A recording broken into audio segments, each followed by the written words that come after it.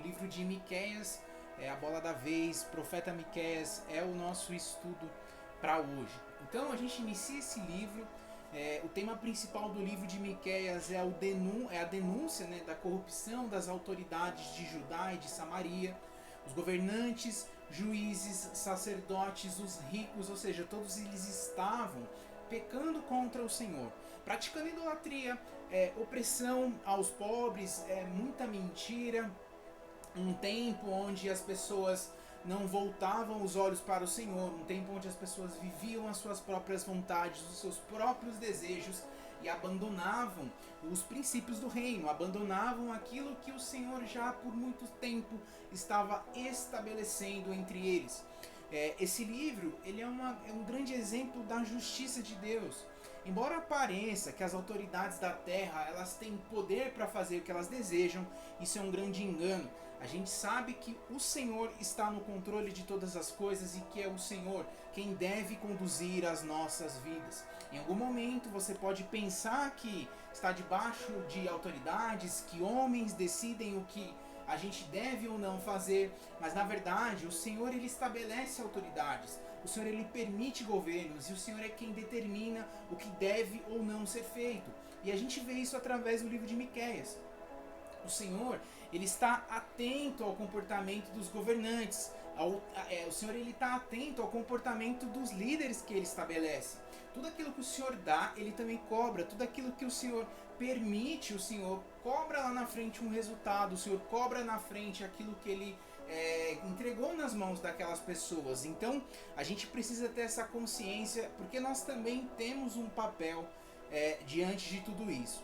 Então, quando essas pessoas elas vivem ou elas conduzem o povo em opressão, elas abusam, elas denigrem pessoas, cedo ou tarde o Senhor vai agir, cedo ou tarde o Senhor vai entrar no meio dessa história e vai cobrar alguma coisa dessas pessoas. Então, Miqueias era um homem de muita humildade, de uma origem humilde, assim como o profeta Amós não era um homem de linhagem sacerdotal, não era um homem de privilégios sociais, não era um homem de uma posição ou de bens materiais, era um homem simples, um homem que tinha o seu coração voltado ao chamado de Deus. Ele era um agricultor, alguém que era de uma origem humilde, mas que tinha um ouvido ou um coração atento ao desejo de Deus. Ele era diferente de Isaías, por exemplo, que era um servo que vivia ali diante do rei. Então um homem simples, um homem que não tinha privilégios sociais, mas que é chamado para exercer um papel de autoridade.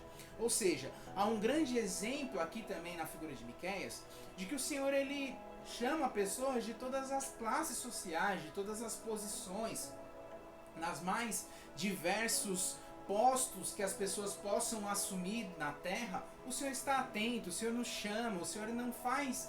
para o Senhor não há diferença se você é alguém que exerce muita ou pouca influência, se tem muito ou pouco poder aquisitivo, se você é alguém que é reconhecido por homens ou não. O Senhor ele espera de nós o ouvido e o coração atento, disposto para exercer o chamado, o propósito. O capítulo 1 do livro de Miqueias fala sobre um testemunho dessa transgressão, um testemunho dessa impiedade, dessa iniquidade do povo de Israel. Então Miqueias, capítulo 1, o Senhor ele anuncia ao profeta a grande transgressão de Judá e de Samaria. Miqueias recebe ali a ordem de denunciar os pecados do povo e das autoridades que governam esse povo. Então ele deixa bem claro que o Senhor vê a conduta de cada um. O Senhor deixa muito claro que independente da posição, independente do acesso, independente do nível, independente do lugar onde você esteja, o Senhor ele vê todas as coisas. Muitas pessoas exercem um papel, chegam a uma posição especial, de destaque, mas quem somos nós quando o Senhor não... quem somos nós quando estamos no secreto? Quem somos nós quando estamos sozinhos? O Senhor ele vê aquilo que o mundo não vê, aquilo que as pessoas não vê. Muitas vezes nós podemos enganar pessoas, nós podemos enganar lugares, nós podemos assumir até mesmo uma posição, um lugar, ou até mesmo conduzir uma vida de uma certa imagem, de uma certa posição, enfim, mas a Deus nós não podemos enganar. Então nós temos que ter cuidado, nós temos que voltar os nossos olhos em arrependimento para buscar sermos sim, para alcançar sim lugares de destaque, posições de destaque, não há problema nenhum, mas que tudo isso seja construído da maneira correta, que isso seja construído da maneira que o Senhor se agrada, da maneira que o Senhor se alegra. Então, o capítulo 1 é dividido em duas partes, do versículo 1 ao 5, um testemunho dessa grande transgressão, de todo o pecado, há uma denúncia dos pecados do povo, e do versículo 6 até o 16, o anúncio contra Samaria.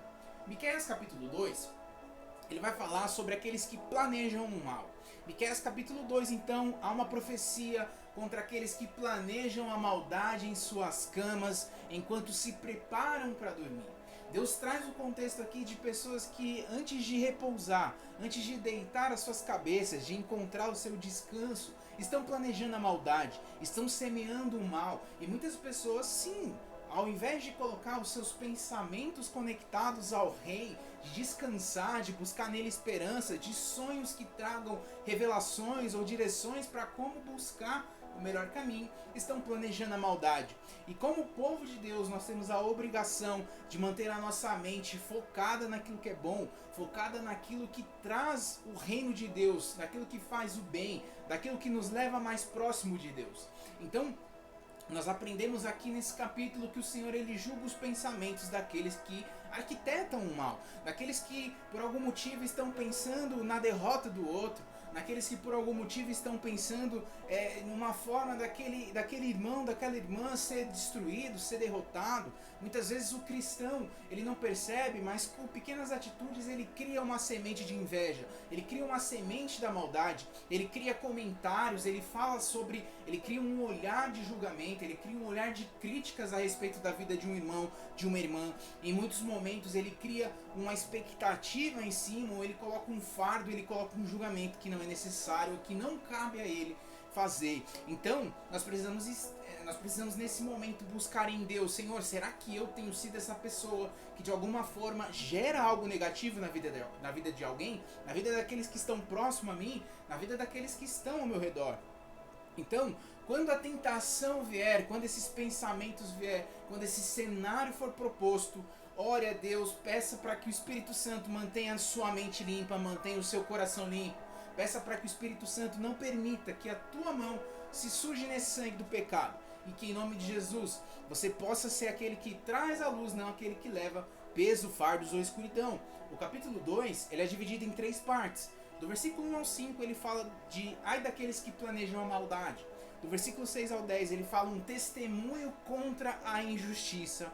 E do versículo 11 ao 3 ele fala sobre o guia de Israel.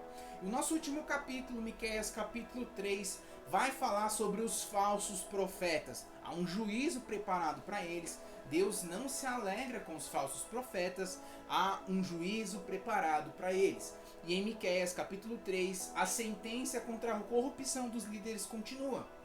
Então Deus vem trazendo julgamento, Deus vem trazendo um alinhamento, Deus vem mostrando que não se agrada da conduta desses líderes, e o Senhor promete juízo e justiça contra a liderança infiel, uma liderança que não lidera segundo as ordens de Deus, uma liderança que não conduz o povo ao arrependimento, à transformação, a uma mudança de vida, uma liderança que conduz o povo segundo os seus próprios desejos, segundo o seu próprio entendimento. Isso afasta as ovelhas do Senhor.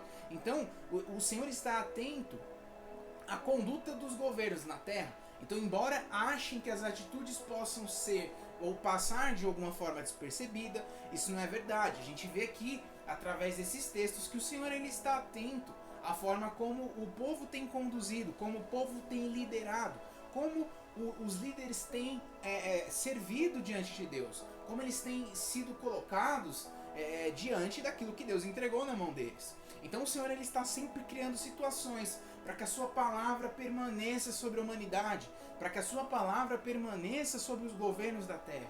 O Senhor está nos mostrando aqui que ele sempre cria oportunidades para que o povo possa se alinhar a ele, que o povo possa se consertar e que aí sim haja prosperidade, que aí sim haja uma conduta de vitórias, um cenário aonde o povo possa prosperar. Então esse capítulo é dividido em 3 partes. Ele é dividido do versículo 1 ao 4, ele fala: ai dos governantes corruptos, há um juízo sobre eles.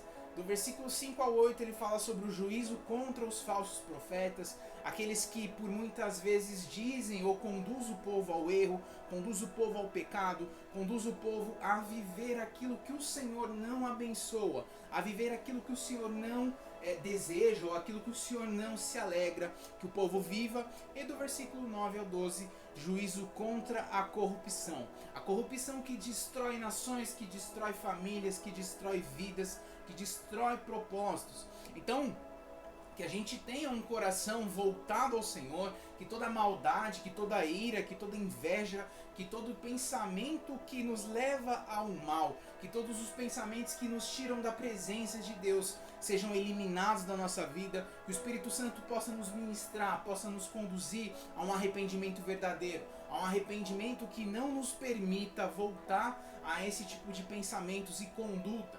Que toda corrupção caia por terra em nome de Jesus. Que Deus abençoe demais a cada um de vocês que está ouvindo, compartilhando essa mensagem. Eu peço que você me ajude a alcançar outras vidas através de você. Eu tenho certeza que essa mensagem sendo compartilhada vai alcançar outras pessoas, vai alcançar outros corações, e que vai haver sim mudança, transformação, salvação. Alguém precisa ouvir dessa palavra para saber que o Senhor é vivo e continua fazendo milagres. Então, eu conto com tua ajuda, que Deus abençoe demais o teu dia, que você fique na paz e com o amor de Cristo.